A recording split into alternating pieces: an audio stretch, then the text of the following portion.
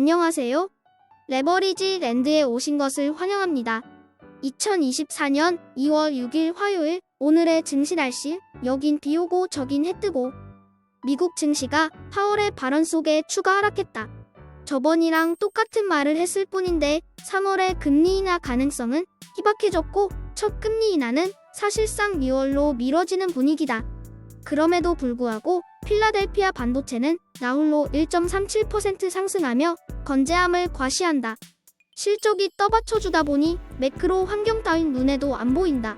반면 금리 인하 시기만을 손꼽아 기다리던 꿈만 먹고 사는 중소형 기업들은 희망이 사기라들며 또다시 주라락하고 있는 것이 인상적이다.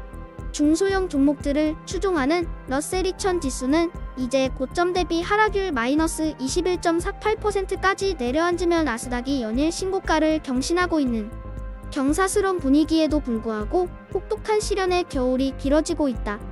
다음은 간밤에 시장을 움직인 소식들이다. 먼저 파월의 매파 발언 속에 10년물 국채금리가 4.1%대로 급등했다는 뉴스다. 한편 미국의 서비스업 PMI 지수 역시 53.4로 4개월 내 최고치를 기록하며 인플레이션 재상승 우려를 자아냈다. 마지막으로 트럼프가 재집권 시 가뜩이나 어려움을 겪고 있는 중국에 60% 이상의 관세를 매길 수 있다는 분석 기사가 있어 화제다. 다음은 주요 증시 전망 소식이다.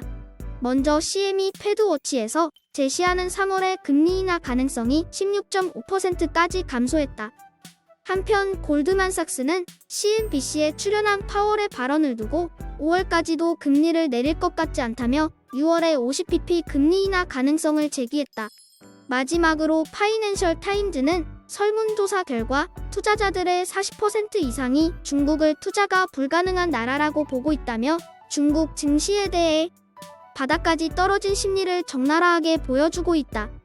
오늘은 반도체와 중국 종목이 3배수 레버리지 ETF를 이끌었다. 국채금리가 재상승하는 등 뒤숭숭한 분위기 속에서도 실적 하나로 모든 걸 커버하는 반도체와 너무 많이 곤두박질 쳐서 더 떨어질 데가 없어 보이는 홍콩항생 YINN이 나란히 상승하며 우중충한 분위기를 달랜다. 한편 20년물 장기채권 ETF인 TMF와 지역은행 ETF DPST는 오늘도 5% 넘게 하락하며 매도세를 이어갔다. 2배수 레버리지 ETF 역시 3배수와 마찬가지로 반도체와 중국 종목들의 선전이 도드라진 가운데 대부분의 섹터들이 조정을 받으며 쉬어갔다. 특히나 클린에너지와 전기차 ETF의 하락세가 도를 넘어서도 한참 넘어섰다. 반감기를 코앞에 두며 승승장구하던 비트코인 ETF 역시 금리 인하 시기 연장 속에 3.02% 하락하며 쉬어간다. 물급 필반이라고 했다. 가치 대비 저평가된 섹터들은 결국 언젠가는 되돌려지게 되어 있다.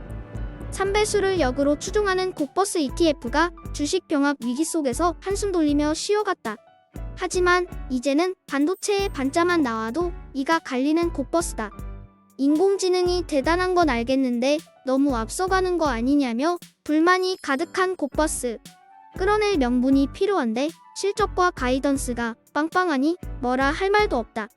이제 곡버스는 코앞으로 다가온 CPI 소비자 물가지수 발표 결과에 한 줄기 희망을 걸어본다.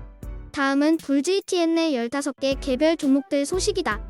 오늘은 대체적으로 빅테크 종목들이 조정을 받은 가운데 잠깐 쉬어가는가 싶던 반도체가 갑작스레 내달리며 불즈의 하락을 용납하지 않는 모습이다. 특히나 엔비디아는 다다음 주 22일에 대망의 실적 발표를 앞두고 있는 가운데 월가에서는 줄줄이 엔비디아의 목표가를 상향 조정하는 분위기다. 좋아도 말도 안 되게 좋을 것이라는 전망이 우세한 가운데 과연 엔비디아가 어떤 성적표를 들고 나올지가 기술주 전체에 지대한 영향을 끼칠 것으로 예상된다. 다음은 기술주와 관련한 주요 개별 종목들 소식이다.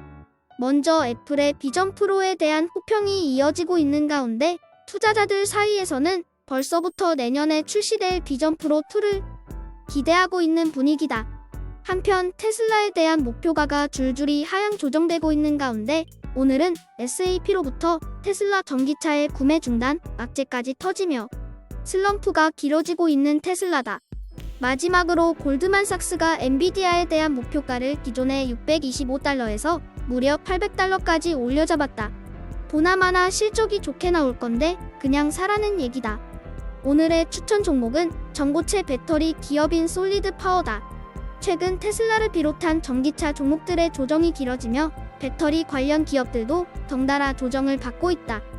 최근 솔리드 파워가 한국의 SK온과 신규 계약으로 파트너십을 강화했다는 소식이 들려왔다.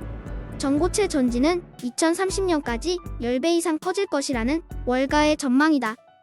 작년에 CEO가 교체되는 등 부침을 겪었던 솔리드 파워이지만 최근에는 $5,000 규모의 주식을 환매하며 강한 자신감을 보여줬다.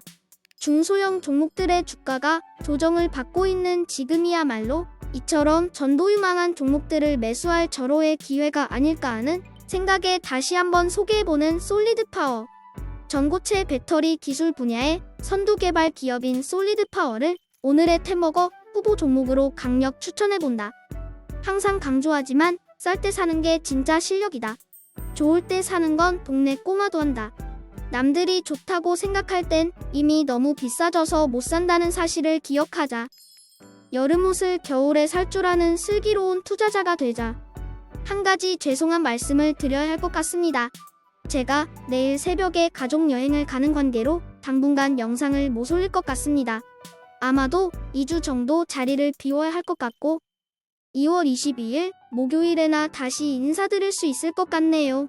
아무쪼록 널리 양해 부탁드리며 다녀와서 더 좋은 모습으로 인사드리겠습니다. 감사합니다. 오늘도 행복한 하루 되시고 모두 새해 복 많이 받으세요.